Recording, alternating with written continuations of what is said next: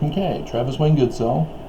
I'm back because of complications in my case requiring me to do the lawsuit against all federal judges here in Utah, compromised by the Mormon Church. And that's uploading right now. So I thought I'd do another video about another topic, completely unrelated. Obviously not. So, it was March 3rd, forgot the date. Let me pull up the date real quick. Man. Let's see, Edmunds-Tucker Act. Oh, yeah, you know the Edmunds-Tucker Act, don't you, boys and girls? Alright, March 3rd. Oh, man. There it is. March 3rd, 1887. So this was after Brigham Young died. So on March 3rd, 1887, the United States Congress passed the Edmunds-Tucker Act, and it was supported in the Supreme Court that it was legal. And so looks like you can get the text of the Edmunds-Tucker Act, which I had obtained at one time. WCHSutah.org. Laws, Edmunds-Tucker Act 1. I'm pretty sure it's 1887, not just 1. But on my Google search, it's the link titled Text of the Edmunds-Tucker Act of 1887. So you can read for yourself that the church was disincorporated because of this act. The church ceased to exist as a religious entity. They still were able to practice their religion because the First Amendment allows that, but because of their criminal operations, the United States government came in and shut them down, removed all the judges. You making the connection? From the bench. All government officers from their office, their seat of power. It was a clean sweep of Utah. And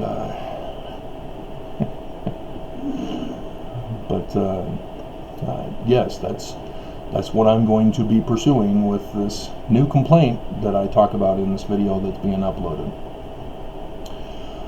However, this is not the topic that I'm going to talk about. I'm not going to talk about the Edmunds-Tucker Act. I'm going to talk about why it was repealed. That's right, the Edmunds-Tucker Act was repealed. What year was it repealed? Why did the government repeal it? After all those decades, why would they repeal it? Okay, so we're going to pause for commercial break as I ramble on, as I'm going to check out the voice to lip connection here. Make sure they're tied together. Alright, Travis Wayne Goodsell. And it looks good. Alright, now we got to save it as all Utah federal judges busted protecting crimes of LDS Mormon Church.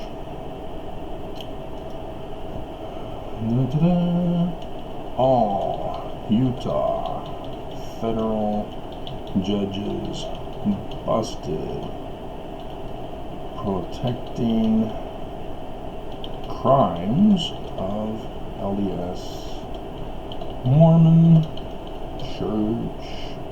Bing. Alright. It is now saving. Now, back from our commercial break.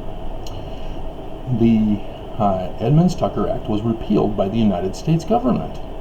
Why? Why would they do that? What purpose did they do that? Was it just because it was an old law, no needing to be on the books?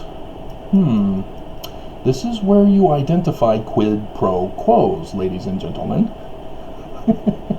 Quid pro quo has made the news lately and is attempting to be ignored again as Trump was acquitted. But a quid pro quo is a this for that in its rough translation. And so, was there a quid pro quo between the United States government and the Church of Jesus Christ of Latter-day Saints?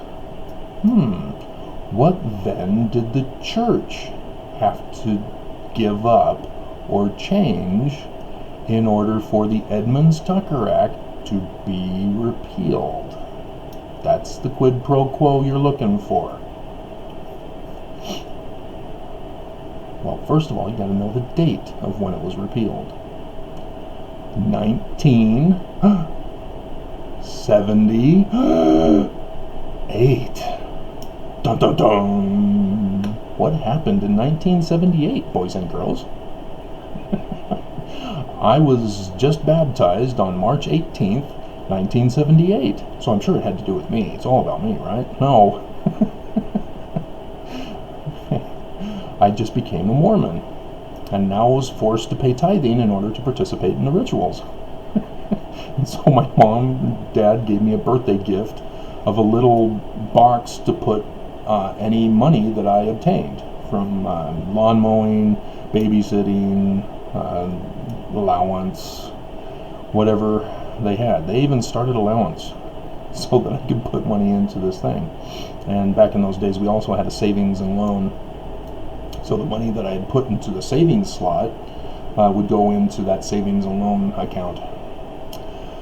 But the other one was spending, and the other one was tithing. It was a Mormon box. So, yeah, as a child, I was forced to pay protection money to the church. It's not a donation. It is not optional. If you want to participate in the rituals, you must be a full tithe payer, not a partial tithe payer, full tithe payer.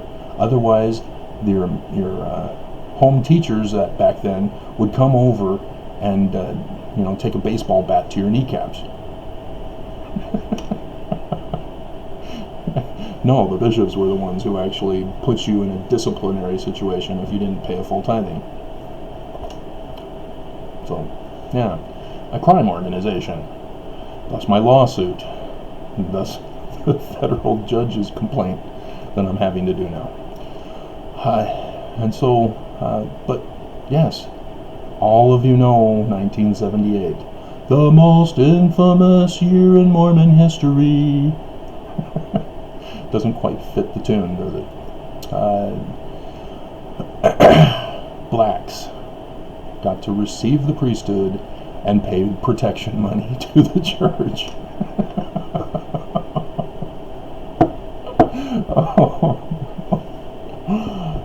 And everybody fell for it.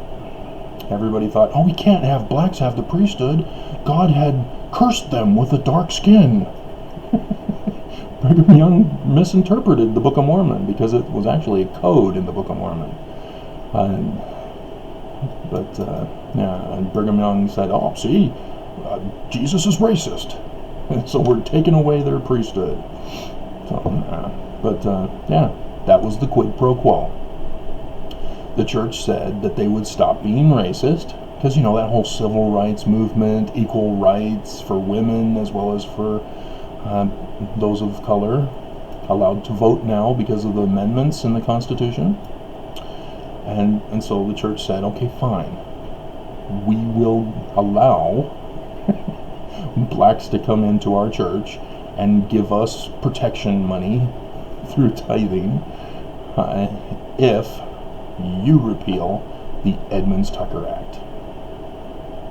Ta-da! This is not complicated to figure out.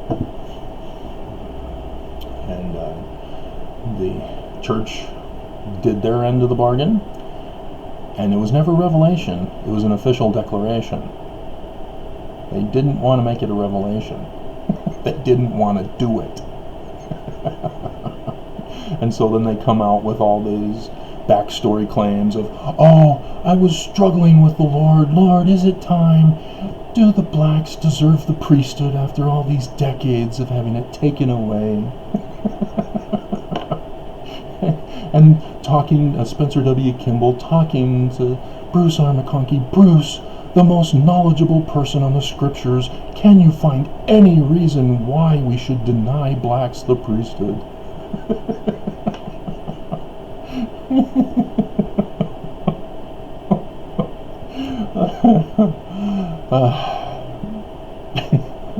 And so, yeah, the whole cover story distracted from the Edmunds-Tucker Act being repealed, which didn't make the news.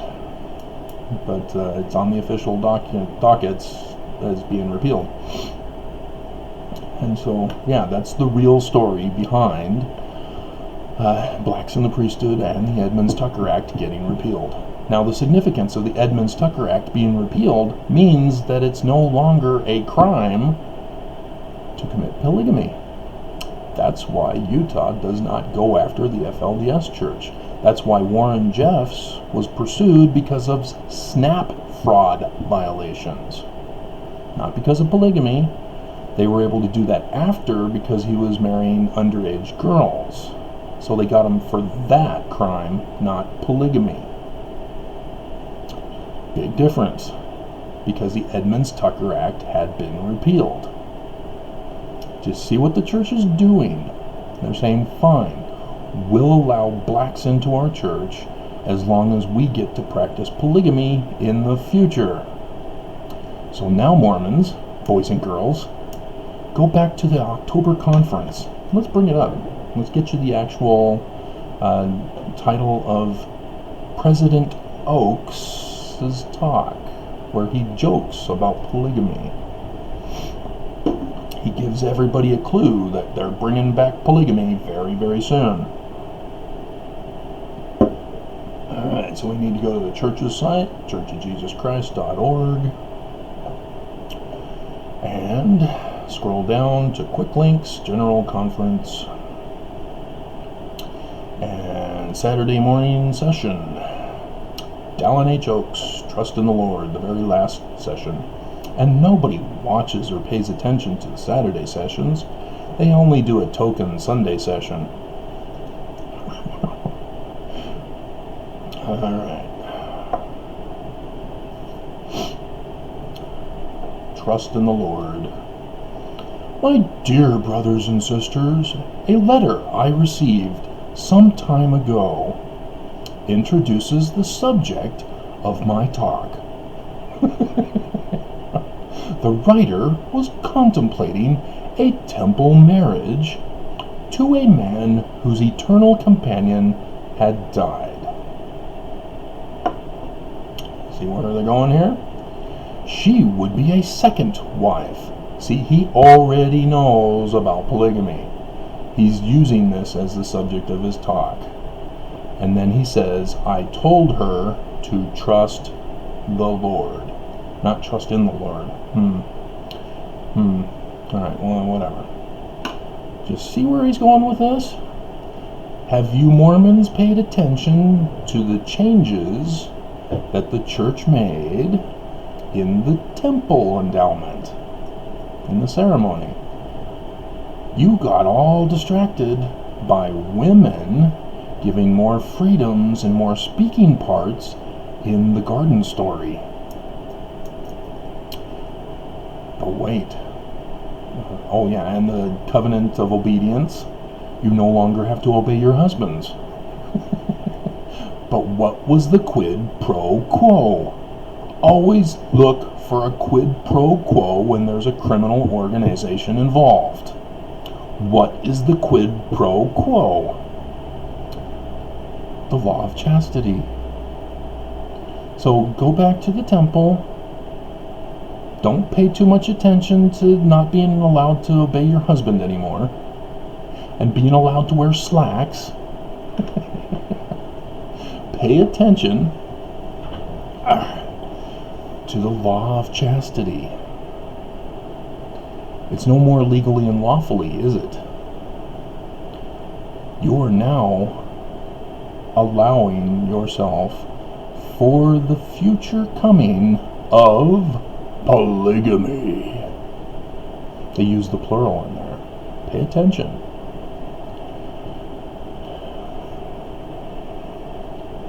The interesting thing is, because I'm no longer associated with the church, I was informed by an informant who is still going to the temple and had made mention of it, and didn't want to explain it to me because they believe that it's a secret oath that they can't reveal what goes on in the temple, as the church did for the new changes in the temple.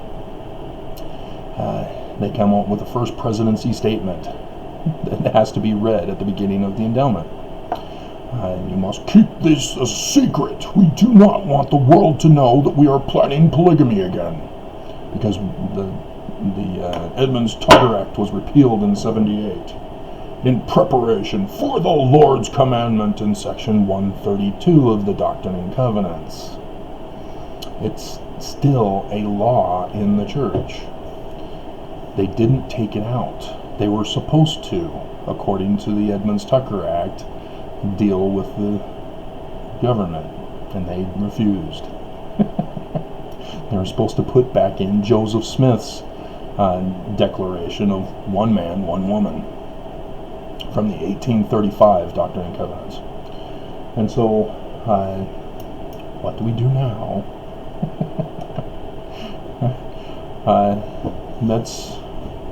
That's the dilemma that Mormons are facing. Is the church is transforming the church so that they will again practice polygamy. Now, if you don't understand why the Edmunds-Tucker Act was instituted and why it was necessary to remove all Mormons from positions of office and trust, then you haven't done your church history. Because what happened was, in 1852, Brigham Young declared, "We are now practicing polygamy. It is the law of God." And he blamed Joseph Smith for it and said it was Joseph Smith who said this. I'm just doing what Joseph Smith wanted. Yeah. He didn't put in section 132 until the year before he died. And it was 76 when it was put in. He died in 77.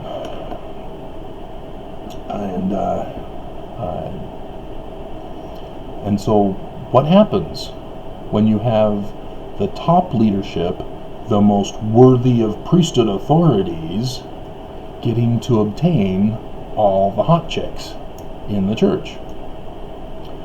Those prairie dresses. Ooh, oh, wow. So, yes, Brigham Young had his dozens, Heber C. Kimball his dozen or so, and so on, in his newly formed Quorum of the 12, who were all made prophets, seers, and revelators. Go back and read section 124, Mormons. Only Joseph and Hiram were prophet, seer, and revelator. Joseph had the added one of translation. Nobody else. Not Brigham Young, not Joseph's counselors, nobody but Joseph and Hiram. So how did Brigham Young get those keys? And why did he give them to others? And so, okay, the video is uploaded. I'm gonna be finishing here quickly.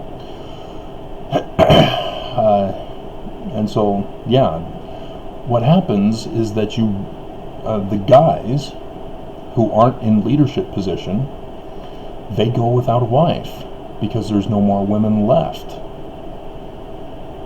And yet you have to have some women. They're called madams. That's right, brothels needed to be built in order to take care of the men who didn't get a wife under Brigham Young's polygamy. Brothels were also used for single guys, especially out here in the West, like in Deadwood, if you're familiar with that. Brothels were for guys who didn't have a wife, who were involved in working in the mines or whatever was keeping the town going, so that they could relieve themselves. If you don't know sex ed, you're not going to understand this whole process. And so Brigham Young had brothels built in Utah. Orrin Porter Rockwell was the first one to build a brothel at the point of the mountain, out there in Draper, or whatever it is. They're the two right together, but point of the mountain. And then Brigham Young, afterward, also, he's already married to multiple women. He's had several divorces, but that's why Section 132 was created, was for the one who had him arrested. So yeah, Joseph Smith did not order the murder of his wife Emma. That was Brigham Young who was projecting onto his recent wife, who divorced him and had him thrown in jail. And so, yeah, Brigham Young also built on Commerce Street, Regent Street now, brothel, the red light district. I'm not sure if they called it the red light district, but it was Commercial Street. And Brigham Young also, along with his multiple wives, also attended the brothel, as if the guy couldn't get enough. But when you're abusive to women, you have no choice but to pursue other women, because you got to be nice to your woman. Isn't there a song, "Be Nice to Your Man," back in the 50s or something? Be good to your man. Is that the title of it? I'll have to search for it on YouTube. Maybe I'll put it in as a music connection if I remember. So, yeah, it's coming, Mormons. And if you want to keep your wife, if you want to have more wives, you're going to be out of luck. Oaks is already drooling, because he knows Nelson doesn't have much longer to live. He knows he's next in line. He knows he's eager, he's anxious, he's desperate, because apparently his wife isn't enough for him. That's the sad part. So, it's coming.